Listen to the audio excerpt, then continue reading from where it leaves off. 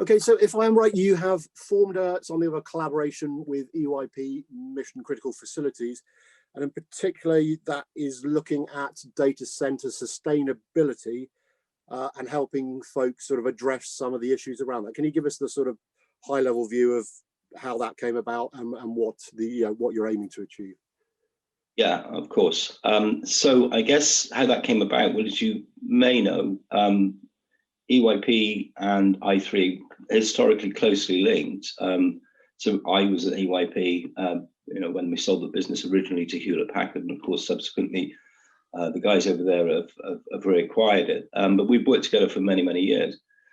But it was actually a bit of a coincidence. You probably don't know that quite some years ago now, we wrote the Singapore government Green Data Center Technology Roadmap.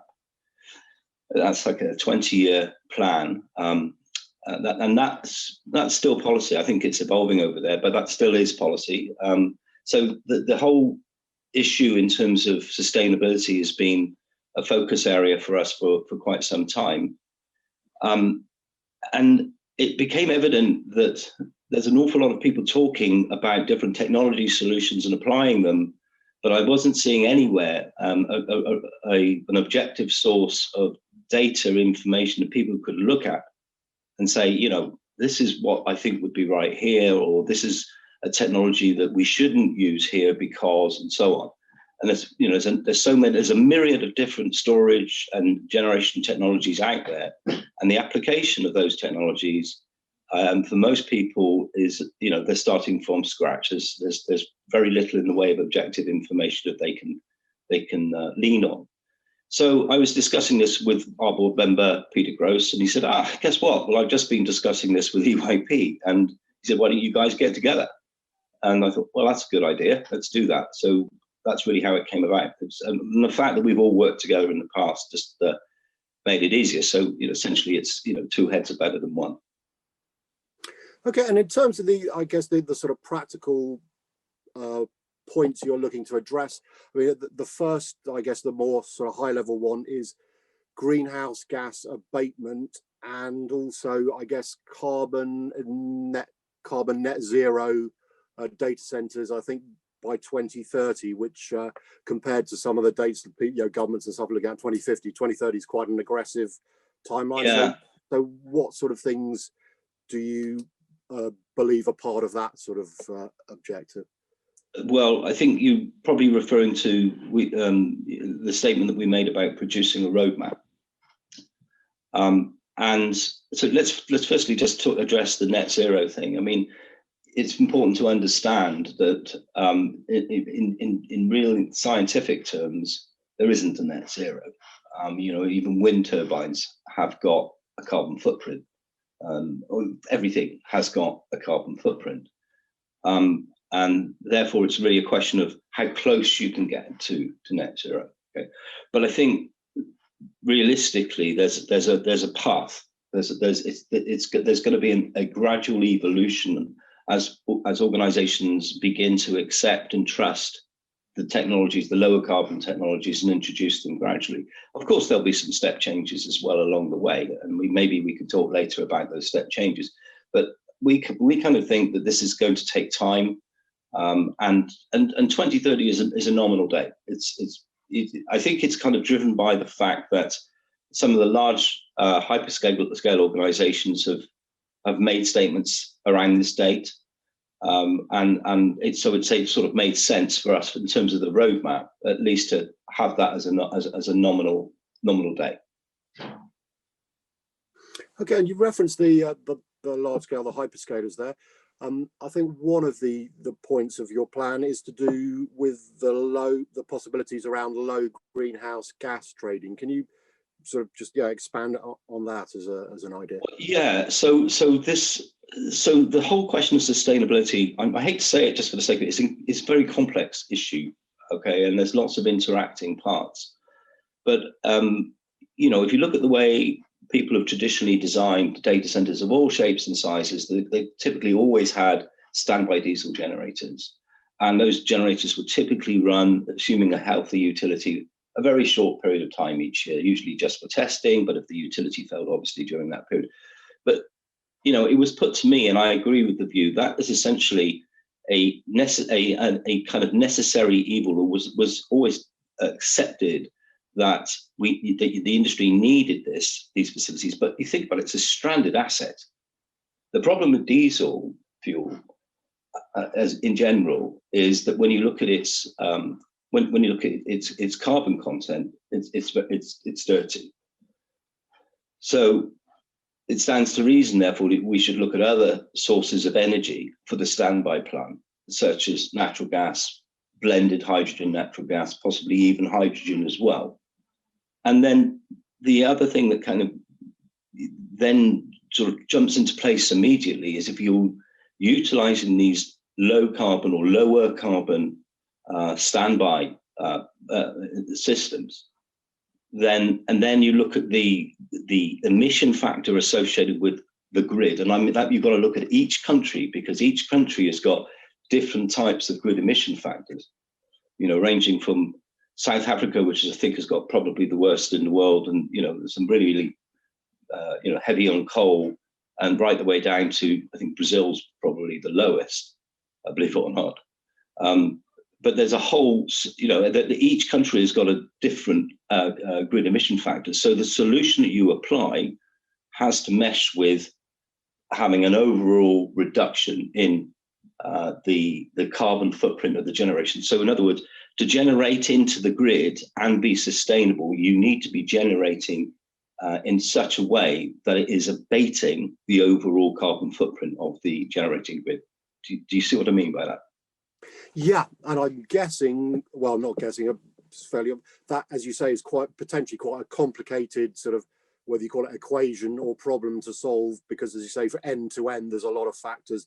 Depending, like I was chatting to someone, you know, data center in Norway, they've got half the problems because they've got, you know, hydropower and it's cold most of the time. So you know, half the environmental issues that we wrestle with, say in, you know, London, just don't exist for them. So exactly, and then Ireland's another use case, very interesting one there, where, you know, you've got in theory now, and even more so in future, surplus wind energy. Okay, but there are instances, even in countries where they have a very or relatively low grid emission factor, there is sometimes a case for using some, you know, for example, a natural gas reciprocating engine or turbine, or a blended solution to inject into that grid if the grid, for some reason or other, is served better from a sustainability point of view by introducing the embedded energy plant, perhaps rather than starting up a massive CCGT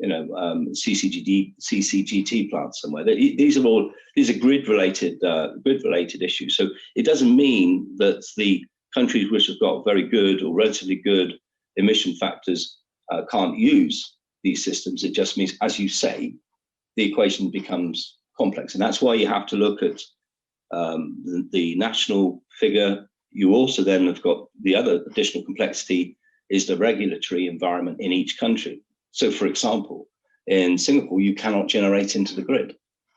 Okay, in some countries it's welcomed, in others it's not, and so the situation varies from country to country, and that's one of the things with this whole initiative that makes it complex, and why we talk about demystification. Is there is no one size fits all. There's no panacea.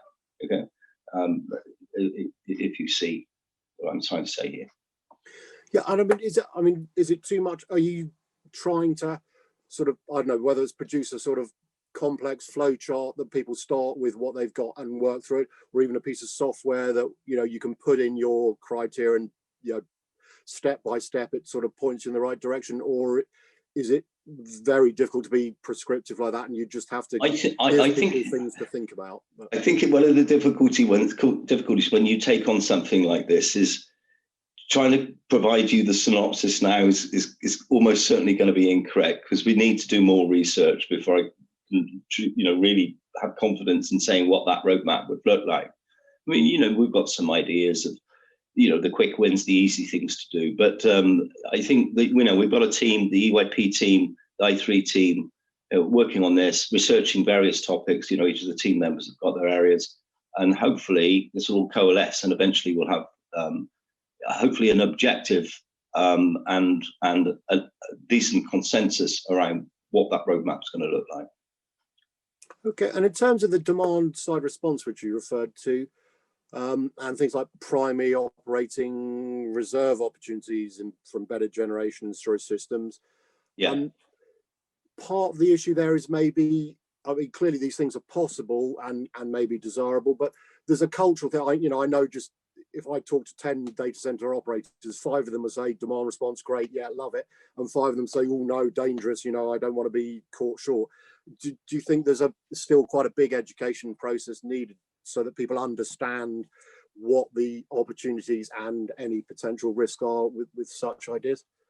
There's the data center community, as long as I've been involved in it, has always been very conservative about introducing any new technologies.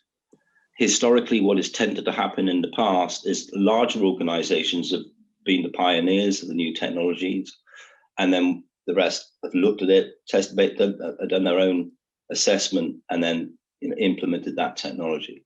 So I mean, there are numerous examples of that, which I'm sure you're already aware of.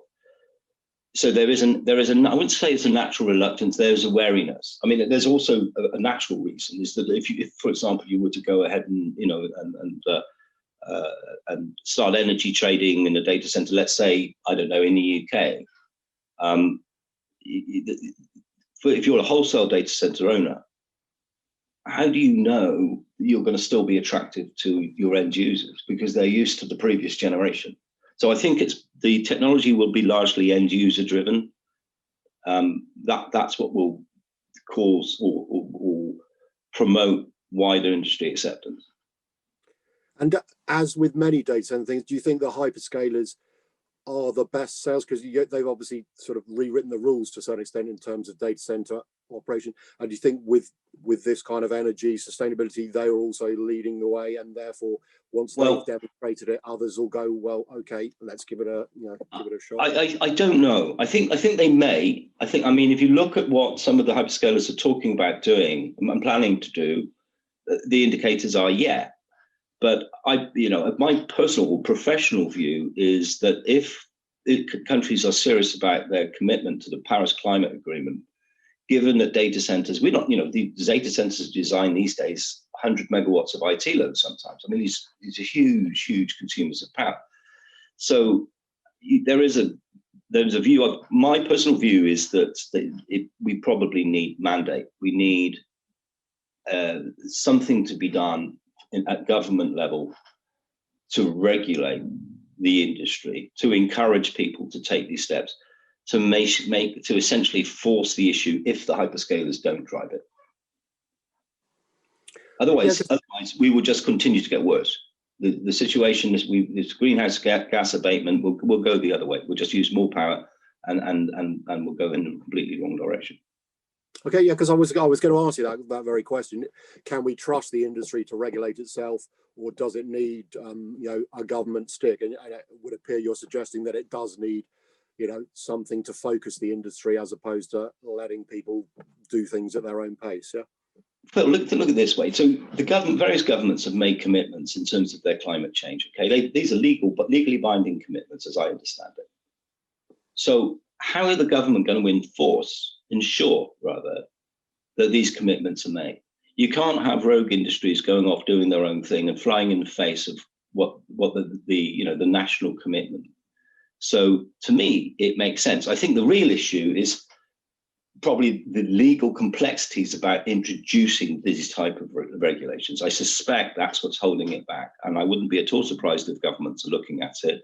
But if you ask me, if you want to ensure that the data center does positively contribute towards greenhouse gas abatement, then I don't think we can rely on self-regulation. That's my own view. And I mean, related to that, clearly the digital age is upon us, and we're actually consuming far more, IT, and there's a massive focus on data analytics, big data, etc. AI is in its infancy. So at the same time as we're requiring the data center industry to be more sustainable, we're actually asking them to, in effect, build, many more data centers.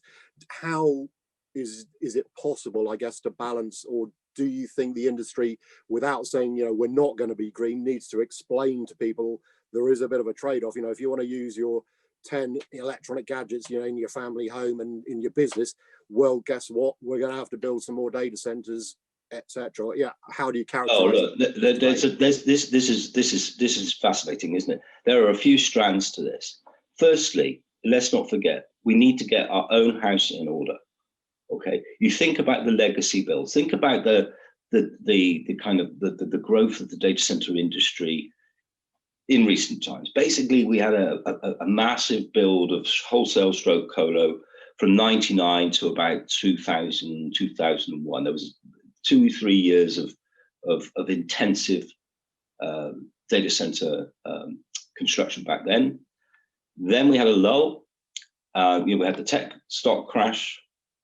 Then around about 2004 to just before the financial crash, 2008, we had another good go at it. Okay, this time this was predominantly enterprise that was building, to an extent hyperscale, but hyperscale really hadn't matured to the stage that it is that now. And then more recently, we've had the hyperscale build out. So what you've got, if you look back, is a vast estate of legacy assets. Huge amounts. I mean, we're involved in so many investigative projects looking at legacy assets and what can be done with them. The concept of embodied or embedded energy is key. Okay, this is, I think, something that is just being completely overlooked by a lot of people. Those companies that are looking to reuse or repurpose existing buildings have an immediate impact in reducing embodied energy. You know what I mean about this embodied energy, right? So reuse and repurposing of existing is something that, you ask about governments and mandate, I'd really like to see. And there's some very poor performing, underutilized legacy facilities that come from the sort of, the early 2000s, the late 2000s, and then, the last 4 or 5 years or so. So it's more about the latter two, and looking at that estate and say, let's clean this up. Let's not build new, build everything new. Let's see what we can repurpose. Let's do some smart engineering to use it. So that is one thing. But then you mentioned another thing, which is, I think what you were alluding to essentially was not gratuitous use of data, but the use of data. Okay. And clearly some data, it's obvious, isn't it? I mean, a 999 call, what could be more important than that? Or some, central government emergency service. That's really, really important. But, is my daughter's Instagram account really critical? Should that data be treated in the same way as perhaps more important, more critical data? I think not. And again, this is a tough one. This is a really, really tough one for the legislators, but this is not something we can self-regulate, in my opinion.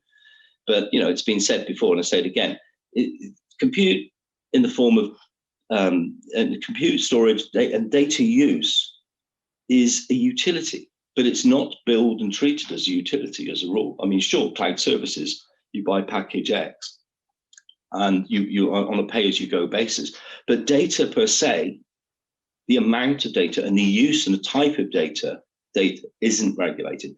There's a strong, intuitive, common sense case that says we need to do something about that in the context of sustainability. If that makes sense.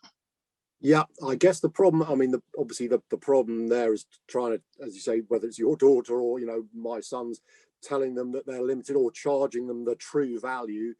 You can imagine the media getting all uptight that, they're going to, your iPad's going to cost you, twice as much. But that's the reality. I mean, I can understand why governments shy away from it, but that's the reality of the conversation that's got to be had, isn't it? That the real it certainly is. Most definitely. Yeah. It most definitely, and it may be an unpalatable conversation. And I'm sure that, given enough time, this whole thing could be rationalized and be conveyed to people in a way that it makes sense. Because after all, we've got a generation these days, a generation of kids that are angry about what we've done historically in terms of consuming natural resources. They are naturally and understandably angry about that. Yet on the other hand, they're burning through data themselves in the ways that we're just talking about. So I think they'll understand. I think it wouldn't make sense if they didn't understand. But the fact is, if sustainability is the key issue, then clearly we've got to do something about it. And let's call it the gratuitous use of data need to be handled. And in terms of the sort of the overall sustainability sort of focus, with COP26 coming to us, I think back end of this year, are you optimistic that there is a genuine concern? And I mean, regardless of politics, you know, the current incumbent sort of throws around, oh, we're going to put, you know, massive great wind farms in the middle of this. One gets the impression that he's maybe not, you know, thought through that whole process. But do you think there is a genuine sea change happening, that people are serious about it? Or, you know, for every wind farm we're building, if I think there's a new coal, you know, mine being opened up north somewhere for, you know, for industrial use, I understand, but do you still think there's too much sort of confusion, I guess, as opposed to clear focus? I think this is predominantly a matter of education. Okay, and my view is that for the most part, certainly the Western democracies have looked at climate change. You've got activists like, you know, obviously people like Greta Thunberg, you've got dear old David Attenborough, and people are beginning to see that this is a really, really serious problem. And then you've got the weather events and all the events that are occurring around the world, which, whether scientifically or not, are being reported as related to climate change. So I believe that there is, I mean, this is just my view clearly, that there is a genuine will on the part of most countries where the population have been exposed to the data that says we have to do something, even if it causes some pain, we have to do something. So in terms of COP26, I don't know whether that, I'm very hopeful for it, but you know, it's very difficult for me to see this happening without a real push from the government. It has to, you know, you cannot rely on self-regulation. It's too important to rely on that. It's like saying we'll have no laws in society. We'll all rely on you being good people and not break. For the most part, we won't break the law, most of us, right? Well, we might have the odd parking ticket or something, but you know what I mean? We won't break the law fundamentally because we know what's right and wrong because the way we've been brought up. But you do need to have regulation because otherwise it's just too important not to have it. And in terms of, just back one more thing, data center and energy, renewables in particular, I'm just interested. I think you referenced sort of hydrogen and maybe natural gas.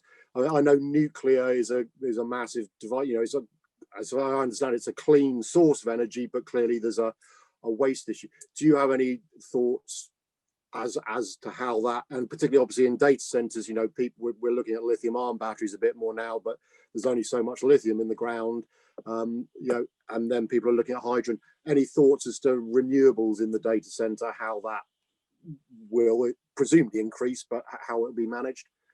Okay, so you mentioned lithium ion, okay, and the lithium ion has been widely adopted in terms of energy storage, short-term energy storage in data centers for some time, and you know, more and more organizations are using this, but there are significant sustainability issues associated with lithium ion, very significant. So I'm not convinced lithium ion is where we're going. I think lithium ion is where we're at. I'm not sure that we're going to stay there for very long. What forms of energy storage we end up with, there's some great nascent technologies out there that people aren't talking about yet. There's other technologies which are still early stage development. So I think we definitely will be, if we're right in that we will either be mandated or we agree that we will meaningfully introduce lower carbon technologies, then batteries, Yes, but there's the whole embodied energy. There's also the deleterious effect on the planet, which isn't part of the embodied energy equation. Okay, so if you're mining minerals and elements which are very rare, that's part of sustainability, but it's not counted in carbon footprint. It's not counted in embodied energy, but it's another key factor. So let's mention that one.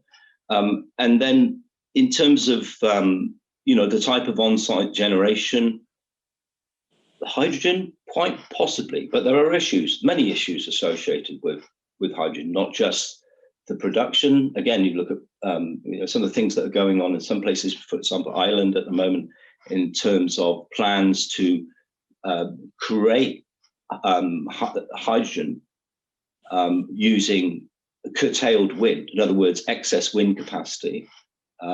That makes, I think, perfect sustainable sense. But a hydrogen system for a hydrogen system's sake really doesn't make too much sense in many locations. So again, it kind of goes back to whatever technology you're looking at, whether it's gas, blended gas, total hydrogen, or something else, you've got to look at it and say, right, what's my sustainability equation look like here? What's my embodied energy like?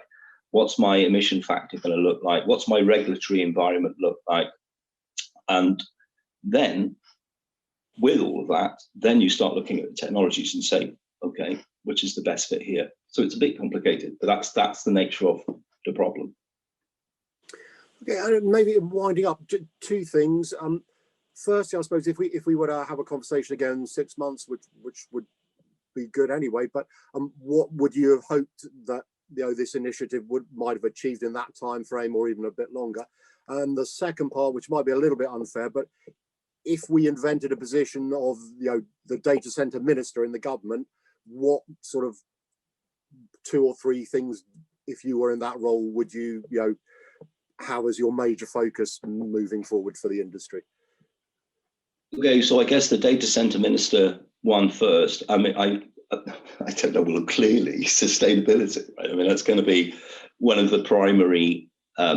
Because the industry is having such an impact on the grid. If we don't do anything, it's going to have such an impact. You need to have somebody looking at this from a planning perspective and saying, why aren't we reusing this data center? This one that's 20 years old, it's idling away. What about you? You really haven't done very much to improve your sustainability position. So how about we shut you down, because you're just making things worse. You're old, you're inefficient. You give them 5 years, you're going to close down or shape up. Perhaps it's easy for me to say, of course, but perhaps those are the sort of things, if that was a role that existed, that person might look at.